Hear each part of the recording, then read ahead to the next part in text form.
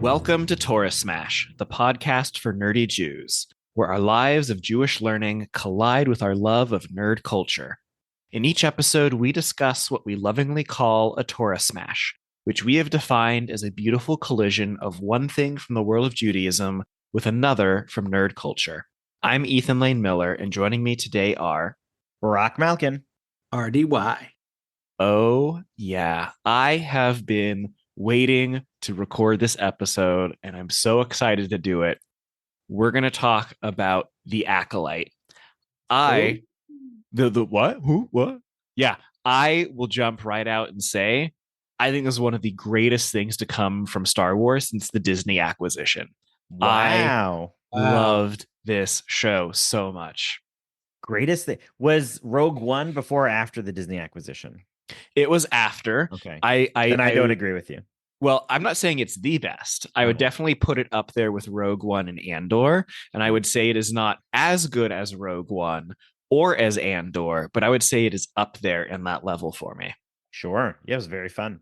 So I thought, when looking at what to do for this episode of Torah Smash, there were so many things that we could possibly look at.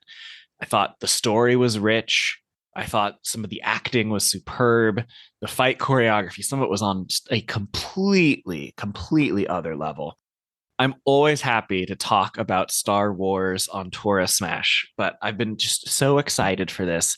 And there's a particular Jewish topic that I am thinking of, and I'm going to be very honest with you guys. I've been struggling with how to breadcrumb this in a way that is possibly guessable for you, and I have really struggled with it. It's an Ethan topic? It is an Ethan topic. I would say it is kind of centered on a theme of interpersonal relationships that we see in The Acolyte between many different characters. The master student? Yes! Well, that's not a Jewish smash. That's just the topic of the show. No, but from a Jewish lens, I want to explore it. Oh, great. Okay. Yeah. So what I've done is I have culled a selection of Jewish quotes about education, about teaching, about learning. And I wanted to maybe read a couple of these quotes and see if they remind us of or make us think of certain characters or relationships from The Acolyte. Ten lecha rav ukne lecha chaver. I need help on that one. I don't know what Get yourself a teacher, acquire for yourself a friend. It's Pirkei Avot. It is. I almost used that quote. It sounds like we're going to be playing like, who said this, Dooku or the Rambam? Yeah, exactly. Okay. Let me pull my first quote. I'm going to try and Google how to say this name. How do I say this? Mishle Asaf? Like that? Great. Just with more confidence. Thanks. Okay. Once more with gusto. Great. So I have a quote from Mishle Asaf. The desire of the wise is to learn, and of fools to teach. Yeah. So Mishle is Proverbs, and Mishle Asaf I have not heard of. But the word Asaf means it's either like someone's name, so like Proverbs of Asaf, or it's like additional, because it has that same root as adding, the same root that Joseph's name shares. That means additional stuff. Yeah, there's some stuff like there's a JSTOR article on some of this. Okay. So say the quote again, please.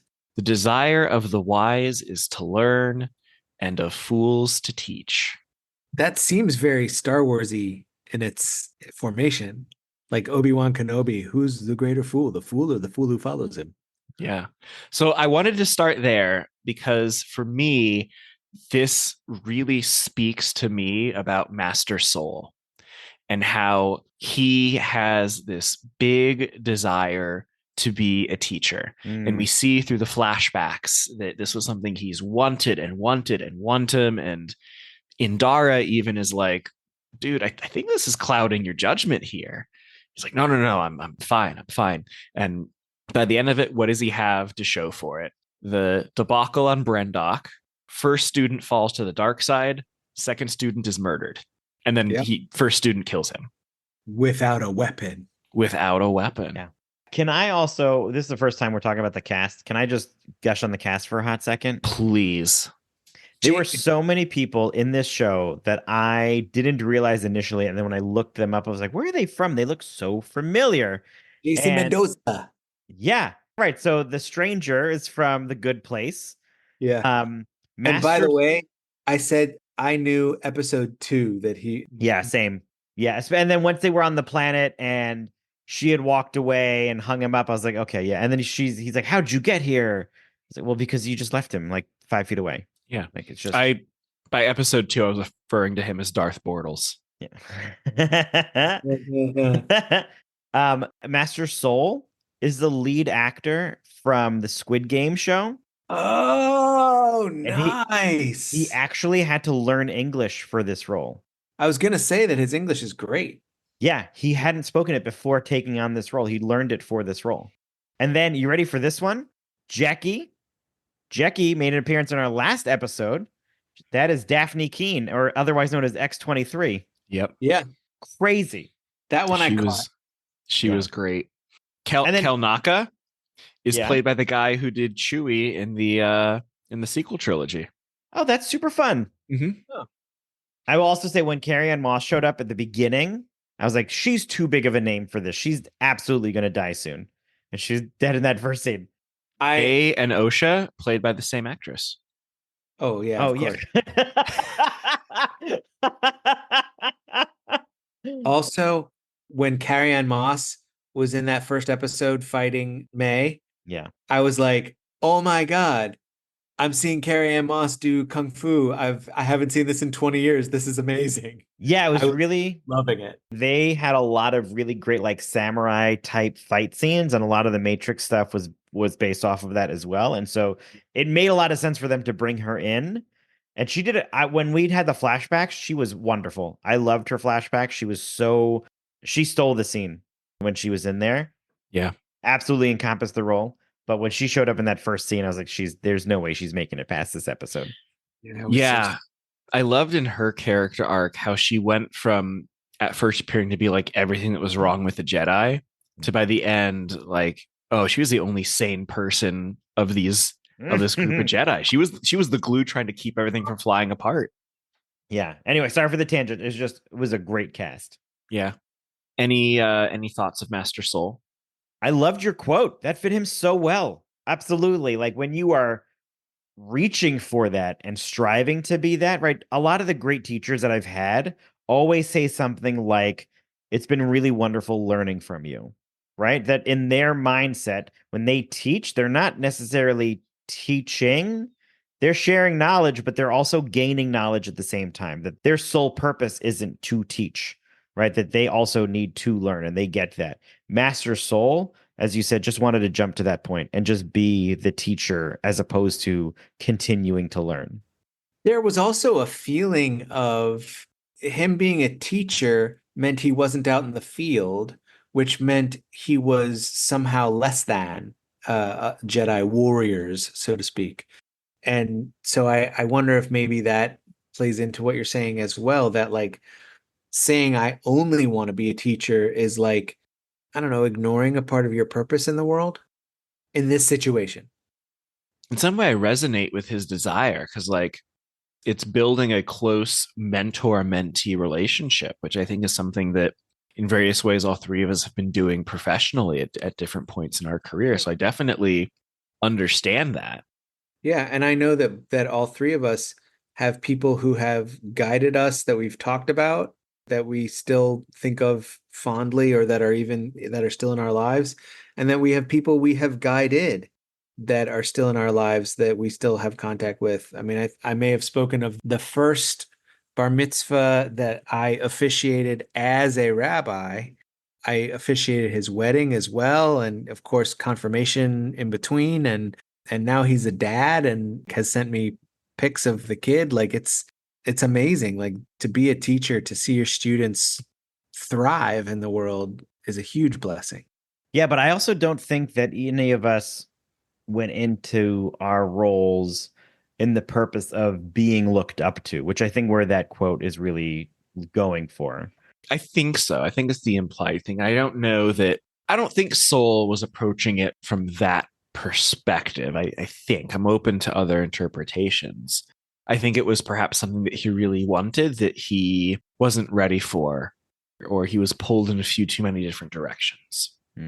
I would also be curious as to what the Hebrew is in that Mishlei Asaf text, because if the word for teacher is Rav, which is the word used for rabbi in the Talmud, it also means master.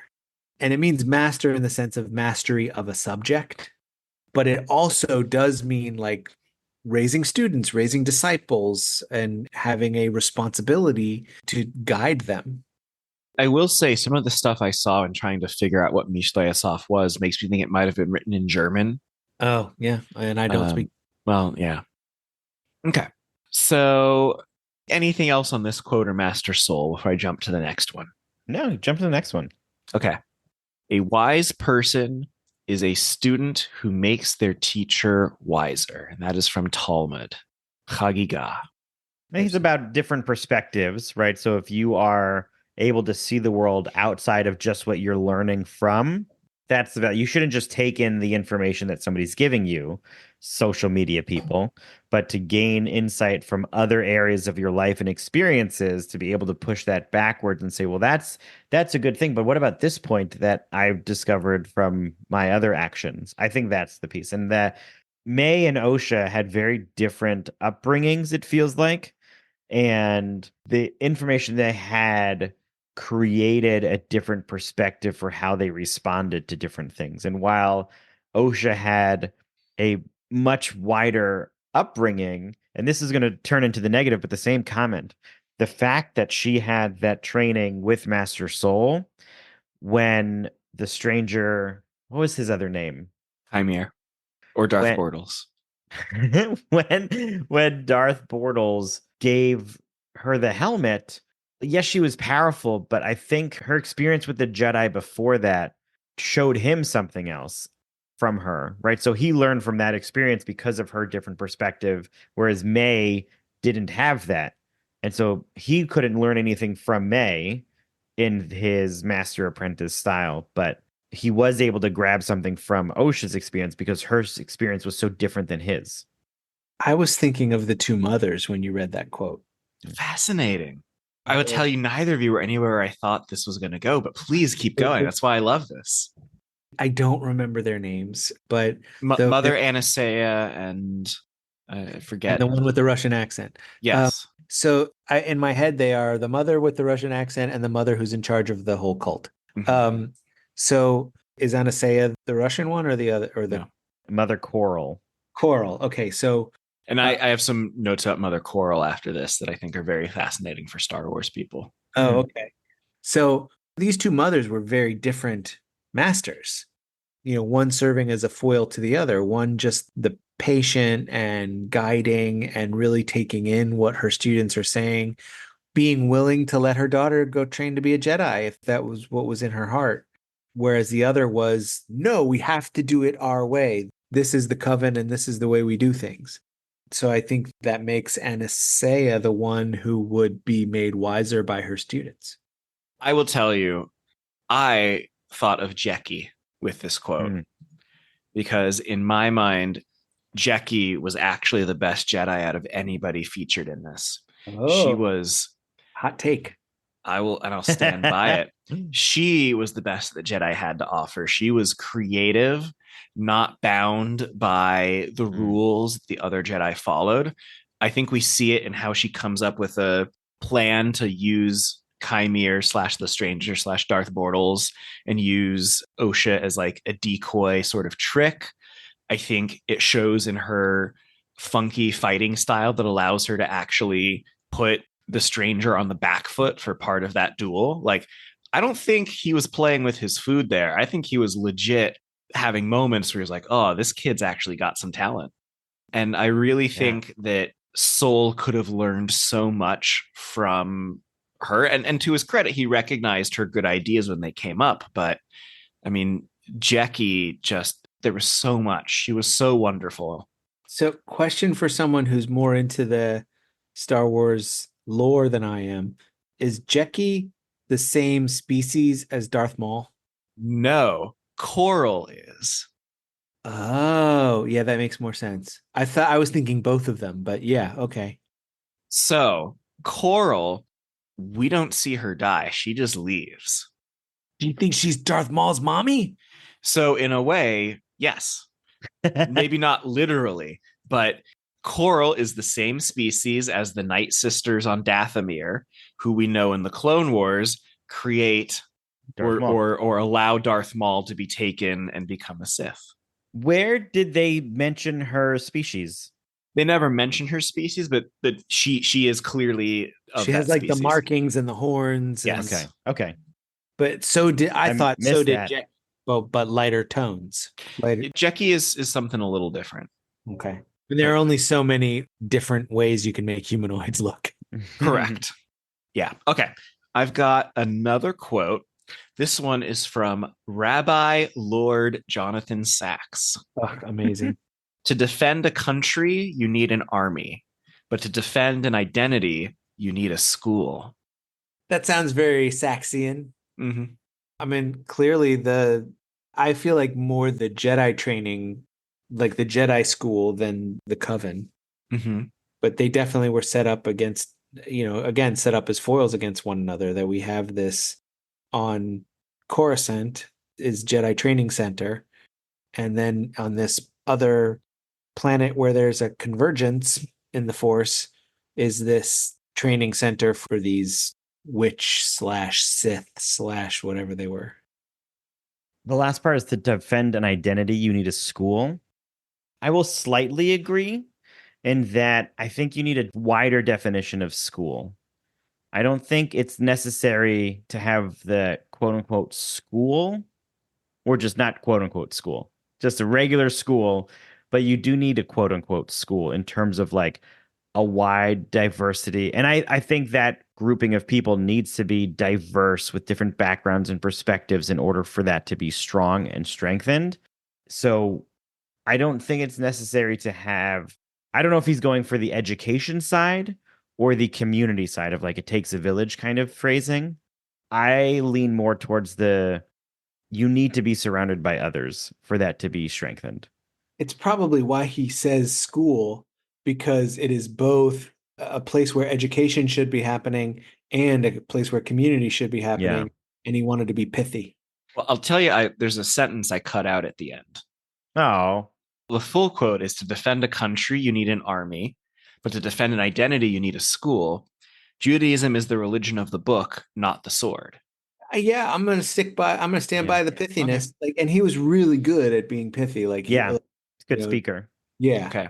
And I would say, I think it's a better message to say you need education rather than you need a school. I think you also need community, but ignorant community is the KKK. I would say that this quote is being challenged in The Acolyte heavily because the Jedi school starts off as this seemingly untouchable with like worries scattered throughout. It feels like this show is the start of the Sith that we know, and that hidden face in the second to last episode is probably with Darth Sidious. Plagueis, sorry, yeah. But Darth Sidious is Dooku, isn't he? No, okay, guys. Okay, sorry. Hold on. I just did a whole binge. I'm caught up. Darth Sidious is not Dooku. Darth Sidious is a different. Okay, stop. Okay, stop. Okay. I did a whole bunch of watching, and I'm just overlapped. They're confused. I'm confused. I'm gonna keep going because we're driving me crazy. You're driving me crazy. Let's keep going until his head explodes like nice pool. Okay. Darth Kermit. It's the Kermit one. Okay. So Palpatine is Darth Sidious. Yeah, see, I knew there was one. Palpatine as Darth Sidious had a few apprentices. You had Darth Maul. Yeah. Then you had Darth Tyrannus, who is Dooku. That was Dooku, yeah. Okay. And then Darth Vader, who Anakin turned into. Correct.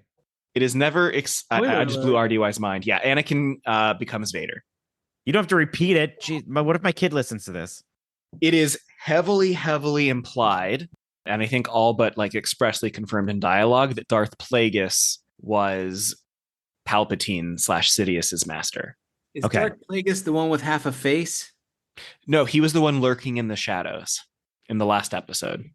No, RDY is asking. There's a Sith person who everybody believes the background character from Andor becomes. Yeah. Andy Serkis. People have Snoke? theorized. Yes, Snoke, Snoke. That's Okay, his so name. here, hold on. Here we go. Okay. Head is spinning. Okay, no, I'm not spinning. I'm going to explain something. The Jedi and the Sith are interpretations of the Force. They are a code of ethics. They are a series of beliefs. One of the things I particularly loved about The Acolyte is it continued to push and challenge those interactions with the Force. Kymir, as much as I joked as him being Darth Bortles, I don't think he's a Sith, because a Sith is about a particular group of rules and beliefs. And the Sith have a rule of two, a master and an apprentice. The fact that Plagueis is lurking makes me think that Kymir / the stranger, maybe he's the apprentice at most, but maybe he is, something else, a dark side Force user who's not necessarily Sith. We also have the Coven, who appear to be involved in the Force somehow, but are neither Jedi nor Sith, yet they are still Force users. And there's Mother Coral, who, based on her species and how we don't see her die, might be connected to the Night Sisters of Dathomir, who are also not necessarily Jedi or Sith, but have some involvement in the Force and other sorts of magic. To me, that's one of the best things from The Acolyte, is how it's continued to push our understanding of what it means to be a Force user. That there are, to be kind of hokey, there are shades of gray, which leads people sometimes to believe there's something between the Jedi and the Sith, which is not the best way to frame it, but that the Jedi and the Sith are perhaps for us, the most well-known followers of these different codes of belief when it comes to working with the Force. Right. I think this fits very neatly into your topic too, because it's not like there are good teachers and bad teachers and nothing in between. Mm-hmm. Yeah. Yes, Soul had many good qualities to him. Well, as I was going to say before, I was rudely interrupted and sith-splained too. Actually, can I keep going on this for a second? Okay. All right. I don't want to forget my thing, but go ahead. Okay, say your thing and then I'll jump back. Your quote lines up with the struggles that the Jedi seem to be starting to have, where they believe they are untouchable and they shouldn't be questioned. But now the Senate is starting to there's people that are calling them into question. And it's obvious from the group of people that we follow that they are not as they are not as perfect, I'll use the word, as the Jedi in the story want us to believe they are. Right? I think Jecki had this wide-eyed version of the Jedi, and that's not at all what was going on behind the scenes. And then at the end, they threw me, because if Yoda's there, Yoda wouldn't be allowing this to go on. So, like, what the heck's going on there? And that's why I love the idea that a lot of this was being kept from Yoda and the top level Jedi. So like part of what did the Jedi in, we're learning, is their own politics, which is like delightful. Yeah. And so in terms of the quote of you need a school for, what was it at the end? You need a school for an identity. But to defend an identity, you need a school. Right. They're losing that. They have a school and they are losing their identity in this show because of the independence that's going on, as opposed to the questionable teaching, or like a lot of the Jedi stuff is like, you don't question it. This is the right way. We know the answers. Just follow the answers and you'll be fine. There's no different. Nobody's learning from the students. It's rare. It feels like in this version of the Jedi, very few people are learning from their students. But as you go on, I think Yoda learns from his students and Obi-Wan learns from his students. These Jedi we see, Soul is not. Indara ish, but she's always sort of pushing back at Master Soul, instead of saying, that's like, I see where you're coming from. But they always have those struggles. It feels like they just feel like they have the answers, instead of a school which I think has this cross path learning. And I'm not sure Indara was the greatest master to Torben either. Correct. Yeah, I totally agree. Yeah, clearly. So I want to latch on something you said, RDY. We were talking about there's shades of gray between good teacher and bad teacher. Yeah. How many shades? Mm-hmm. How many shades? Okay. I want to talk about Kymir, the stranger, who I would say actually ended up being a very good teacher to Osha in the fall to the dark side. When I read this quote, but to defend an identity, you need a school, I thought of Kymir and the stranger. That his idea of how do I defend the Sith, how do I build this identity that I want to be a part of, is about educating and the need for him to have an acolyte. That is how the Sith will slowly claw themselves back against the Jedi. Once again, reinforcing my opinion that the reason people like Star Wars so much is because the bad guys are awesome. I mean, I feel like Darth Bortles is one of the best Star Wars villains we've had. He was so good and so complex and well acted and pleasant to look at. Yep. Oh, you know what? The Darth Bortles reference I wasn't getting right away. You know what I thought you were referencing, which didn't make any sense to me? What? Pretty sure Chief Bortles is the weird alien guy from the Orville. I think his name is Bortles. And I thought you were referencing him. I was like, oh, that's funny. You're talking about Bortles from Good Place. Yeah. Okay. Jason Mendoza would yell, Bortles. Yeah, that's much better than what I was like, that's a weird reference, but I'll take it. I wonder where he got that from. Yeah. To me, this quote was all about Kymir and his desire to have a student. And to me, this is one of the things that Does I that love. qualify as a school? One student. It's a school of one. I mean, I was valedictorian of my homeschool class. Mm-hmm. I loved the parallels between Soul and the Stranger, that both of them really wanted was a student. Yeah, it was a very well written show. All right, I've got one more quote for us. This is from Proverbs. Educate a child according to their way. Love it. That specific quote is from Proverbs, but that philosophy is all over Judaism. Yeah. It's the 4 children of the Passover Seder. It's the sponge and the sieve and the funnel, and I forget the other one, for types of learners. We love to allow the student to be taught according to their abilities as opposed to according to how we do it, even though it very often falls to how we do it, like learning by rote and repetition and that kind of thing. But we like to talk about letting the students guide the learning. Yeah, aside from the Stranger, I think he did the best example of letting the student lead type of thing, of teaching to them. But the rest of them really struggled with that. I think that Obi-Wan and Ahsoka are great examples of teaching right? Because throughout, when Obi-Wan was teaching Anakin, he would begrudgingly joke about how Anakin was doing his own thing, but he wasn't shutting him down. Maybe that was the problem. But like, he taught him where he was at instead of saying, you need to reel it in. I mean, I'd always caution when we turn to Obi-Wan and Anakin as a good example, because famously the stuff with Anakin doesn't go well in the end. What are you talking about? I don't know what you mean. I like to think about Kanan and Ezra from Rebels. Yeah. That is a teacher meeting a student where he's at and openly being like, you know what? I don't actually know what this means. I also think that we see a lot of failures of this throughout not just the Star Wars universe and The Acolyte, but life. You know, we as teachers so often look at a student who just didn't get it, and then we realize years later, oh my God, this was the issue. This is what I could have done. And we learn so much about students who learn in different ways because we hope to identify it when we see it, but we don't always. Yeah, I think in the Jewish world, when educators or clergy, whether they need to be prepared or not, they understand that there's a need to shift when something arises. Those are the best teachers that I've seen. But when somebody is firm on, this is what I've created and I need to complete this thing, regardless of what's happening in the moment or how the week is going or the month is going, that's when I struggle with seeing them as a good teacher. You need to be able to adjust and pivot and understand, like take a step back and evaluate. I'm a big fan of evaluating, and you have to do it constantly. I will say that in The Acolyte, probably my favorite teacher was not really a teacher, not officially a teacher. Yord. I thought that he was a great character. I'm always interested in dynamic characters, and his ability to say, okay, I was wrong, goes a really long way with me. Yeah, he was great. Absolutely. He did have a Padawan, though. Who was his Padawan? She was only in the first episode. Oh, yeah. She came to the ship to get Osha. Yeah. I forgot about that. It was Tassi Loa.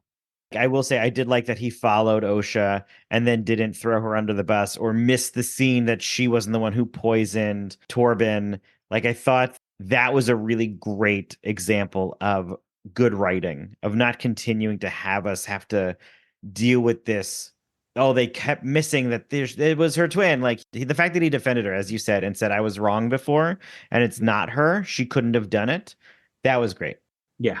And that's, to me, that's being a teacher. Like that's when, I got called out for a mistake that I made recently here. And I responded with an apology, which I just thought, that's what you do. And the person was in a good way taken aback that I would so quickly apologize. And my thought is, well, I was wrong. Like, why wouldn't I apologize? But maybe this is what excites me when people are willing to make tshuva, as we say, to do repentance. Can I ask before we, I know you sounds like you're going to wrap up. I was going to say what else before we wrap this up. So the other thing that stuck out to me is that Star Wars in the trilogy sets continues to change the lightsaber. And I did enjoy the fact that in this show, they did it again with the purpose of the show. That if you noticed, he had a taller lightsaber and a shorter lightsaber. And I think it was intended to be the teacher and the student, that the larger one and the smaller one. And that's where I think that pairing. You're talking about the stranger? Yeah. I've got a more practical answer for you. Sure, go ahead. If you were to fight someone with, say, a whip-based weapon, you would want a regular lightsaber and a Shoto lightsaber to deflect the whip. Right, for Indara. Indara, yeah. For Indara, yeah. It's a very practical reason to have it. But he didn't create his lightsaber you think he created his lightsaber set for her specifically? Absolutely, I did. I like to think that the writers did another creative piece of like, this is a student and a teacher. And more importantly, they call it a Shoto because it's shorter than the other one. Yep, it's definitely why. I loved this show so much. I desperately hope it gets a second season and all the white incels are ignored. The white incels? Yeah. A lot of angry white dudes on the internet who don't like the show because of the diversity. Is it the words you wanted to use in your quote? 100%. Oh, okay. Yeah, I know what I said. I know. I think the people who dislike the Acolyte are angry white men incels. Hey, if you're an angry white incel, thank you for joining us. Please write in. Show. And Ethan he does not represent the ideas and thoughts of Torah Smash LLC. I completely do. I loved this show so much. Anything else, you guys? It was a great show. I would love to see this come into Ahsoka. I don't know what the timeline is and how that would work. Timeline does not work, but thank you for playing. It's like hundreds of years before, like over about at least 300 years before. I think it's 300. I think it would be like 120, 130 years, something like that. Do we think Yoda has been on the Jedi Council for hundreds of years? Yes. Yeah. And that is part of the problem. They're out of fresh ideas. Oh, yeah. There's a story about this. There's a story about a group of rabbis gathering for their first year at seminary. And one rabbi says, yeah, my father was a rabbi and his father was a rabbi. And we go back generations. We can trace our rabbinic learning back to the Talmud. And everyone's like, ooh. And as each rabbi is like introducing themselves with more and more venerated rabbis in their family, and they get to the last student who's been kind of like quiet and shuffling around, and each person like tells what their father taught them and all this crazy stuff. And then they get to the last guy and they're like, well, okay, who are you? And he tells who he is. And they said, and what did your father do? Well, he was a baker. And they all kind of like look at each other. And he goes, but he did teach me that fresh bread is better. Oh, and that'll do it for this episode of Torah Smash. Our fiscal sponsor is Jewish Creativity International. Our theme music was created by Sean Fogel. You can check out Sean's bands and studio work at www.thesleepywest.com. This episode was supported in part by Juice. Juice, which stands for the Jewish Comics Experience, is a full-day convention that brings together fans, creators, and industry professionals to explore the rich history and contributions of diverse Jewish creators and content in the comics medium. Juice is created and hosted by the Center for Jewish History in New York City and will be held this year on November 10th. If you're interested in attending or learning more, visit juice.org. That's JEWCE.org. Also, Visit the Center for Jewish History at cjh.org for new information on the institution and their partners.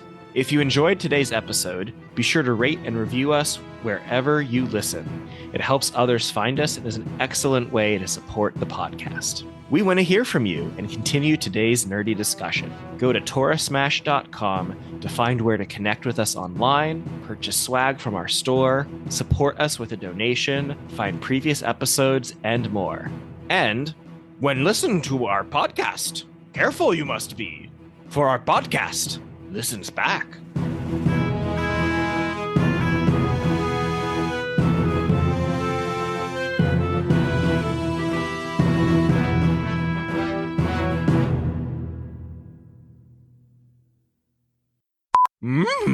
Raggy? Hamburgers. It's very close. Yoda and Scooby-Doo are very close. Yeah.